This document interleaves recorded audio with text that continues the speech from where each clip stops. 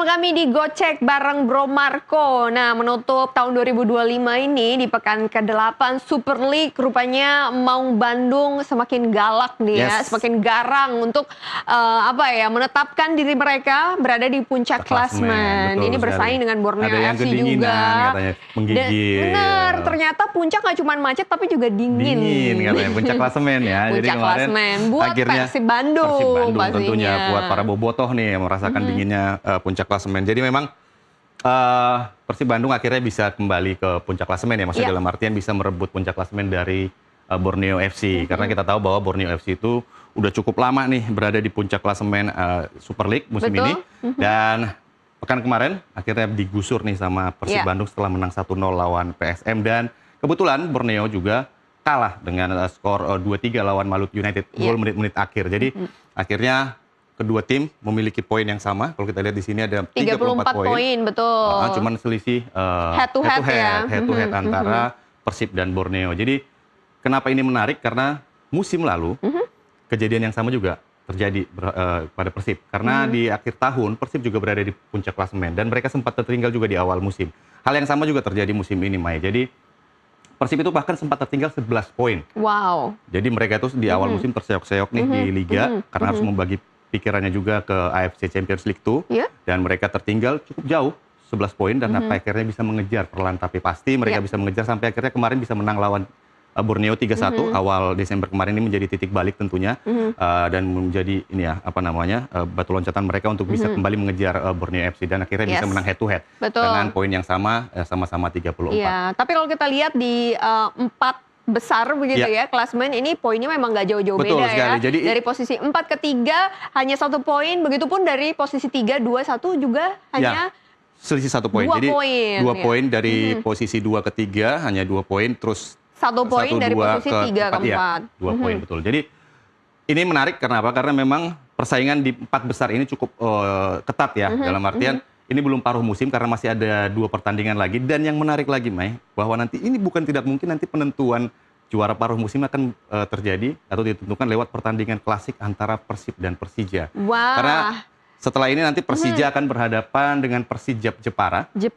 Nah, mereka akan bertanding 1 kali lagi sebelum nanti bertemu Persib. Sementara Persib akan berhadapan dengan Persik Kediri sebelum nanti bertemu Persija Jakarta. Kalau dua-duanya menang atau meraih hasil yang sama, begitu juga dengan Borneo, dan tidak ada selisih gol atau hasil yang berbeda, dan ini bisa sampai ke pertandingan terakhir di paruh pertama. Nah, bisa penentuannya nanti akan di pertandingan antara Persib melawan Persija. Jadi siapapun nanti pemenangnya mungkin bisa jadi menjadi juara paruh musim. Jadi ini menarik sekali. Jadi kalau kita lihat di sini Persija 32 poin, artinya selisih 2 poin dari Persib Bandung. Jadi kalau dia menang di pertandingan terakhir berarti akan ada 1 poin unggul dibandingkan Persib. Dan ini tentu akan ditunggu-tunggu oleh para pecinta sepak bola seluruh tanah air. Tentunya karena ini sangat duel klasik ya antara Persib dan juga Persija Jakarta. Iya, dan informasinya Persib Bandung juga akan menambah amunisi ya, Marco ya? Iya, ini adalah setelah masuk nanti paruh, biasanya kan menjelang paruh musim ada bursa transfer ya. Di sini Persib juga akan coba mendatangkan. Kemarin ada gosip-gosipnya masih nih. rumor ya. Tapi udah dibantah sebenarnya. Martin Paes kemarin rencananya mau ke Persib Bandung ya kalau nggak salah. Tapi gara-gara posting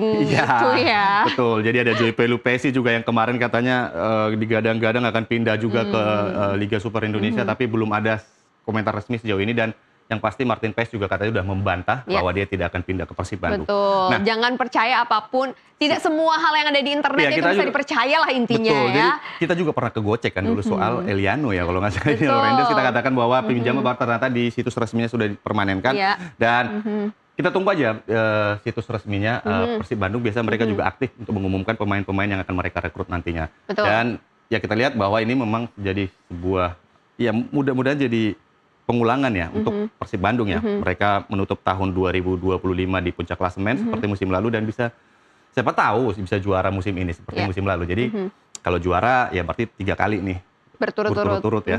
Belum ada tim sebelumnya yang bisa juara 3 kali berturut-turut. Tapi ya ini masih jauh lah. Dalam artian ini masih paruh musim juga belum selesai. Jadi kita masih banyak pertandingan yang harus dilalui masing-masing tim, dan kita tahu Persib juga akan masih tampil di AFC Champions League tuh. Jadi betul, dan sepertinya Persib ini lagi benar-benar menunjukkan tajinya nih ya, baik secara lokal maupun di region Asia begitu. Iya, jadi Persib ini boleh dikatakan tim yang memang memiliki komposisi pemain yang antara pelapis atau pemain intinya itu hampir tidak jauh berbeda. Jadi mereka itu memiliki pemain yang komplit sebenarnya. Materi pemainnya cukup baik.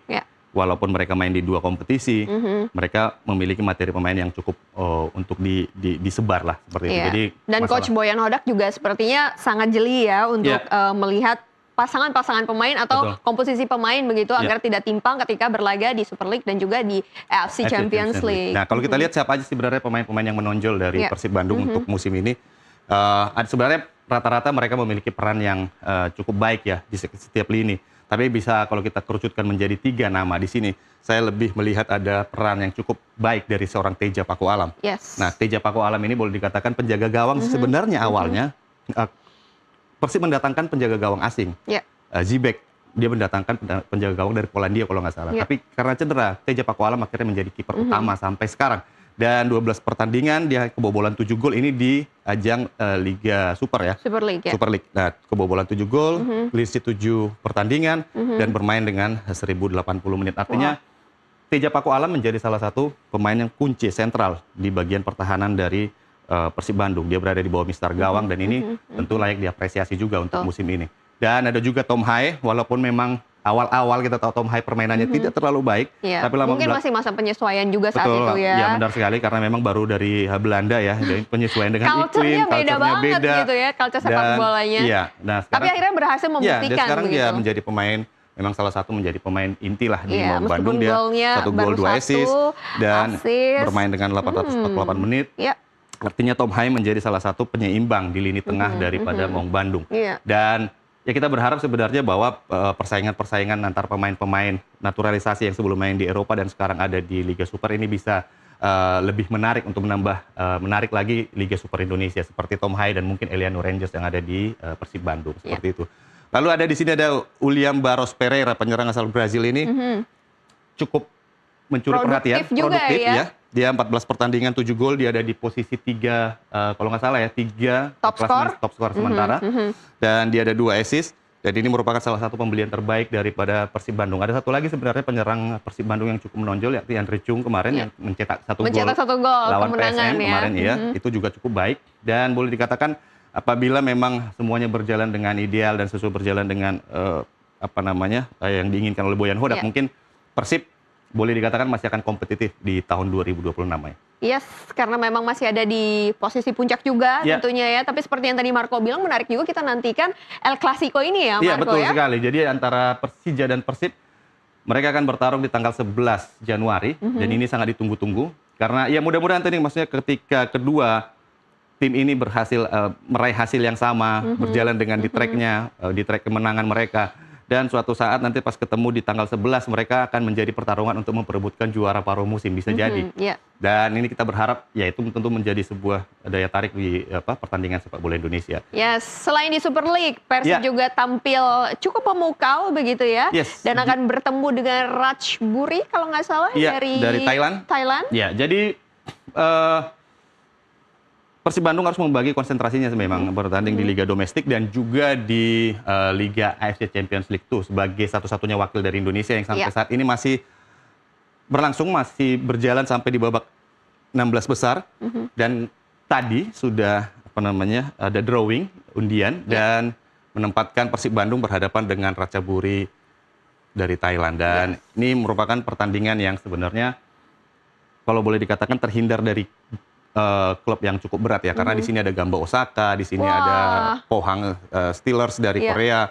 Saya pernah main-main ke Stadion Gamba Osaka. Gamba Osaka gimana? Boleh digambarkan sedikit, Mai? Apa yang bisa Anda lihat dari Gamba Osaka? Keren lah ya yang pasti ya. Dari stadionnya aja kelihatan bagaimana profesionalnya Gamba Osaka, betul sekali. Jadi ini akan menjadi PR cukup berat bagi Boyan Hodak. Dia akan berhadapan dengan Ratchaburi, tapi sebenarnya ini akan menjadi pertandingan pertama mereka di ajang resmi ya. Tapi bukan berarti ini menjadi pertemuan pertama bagi Persib Bandung dengan Ratchaburi. Sebelumnya mereka pernah bertemu dalam uji coba yang dilakukan tertutup di awal musim. Nah, apakah Persib bisa mengatasi Ratchaburi? Kalau kita lihat dari statistiknya, Ratchaburi saat ini berada di posisi kedua klasemen Thai League di bawah Buriram. Dan mereka adalah runner up di penyisihan grup. Dan kalau kita lihat lagi rapor dari Persib Bandung musim ini menghadapi tim-tim Thailand, sebenarnya tidak mungkin atau bukan mustahil Persib Bandung bisa mengatasi Ratchaburi di 2 leg nanti. Karena di fase grup Persib Bandung itu pernah bertemu dengan Port FC dan juga Bangkok United, di mana Persib kalah dan seri sekali, sementara lawan Bangkok Persib berhasil menang back to back. Jadi artinya cukup ramai lah nanti pertandingan antara Persib dan Ratchaburi. Nah, yang menjadi PR adalah sebenarnya ketika nanti akan berhadapan dengan salah satu pemenang dari pemenang di sini. Antara Pohang atau Gamba Osaka. Dan ini akan menjadi ujian yang cukup berat tentunya bagi Boyan Hodak juga, karena mereka harus membagi kekuatannya di Liga Domestik dan juga di Liga Asia seperti itu. Oke, tentunya kita berharap Indonesia melalui Persib bisa menunjukkan bahwa dari level tim juga kita bisa perform begitu ya, nggak hanya dari tim nasional aja. Jangan lupa buat Boboto untuk pakai jaket karena dingin di puncak. Oh, aduh. Ini Liverpool juga udah mulai pakai jaket nih. Oke, baik. Oke deh kalau gitu, thank you Marco untuk gocekannya hari ini. Nanti di kesempatan berikutnya kita akan obrolin lagi topik-topik yang lebih menarik lagi. Oke, masih ada informasi olahraga menarik lainnya, tetap bersama kami di NTV Sport. Thank you. Makasih, Mas.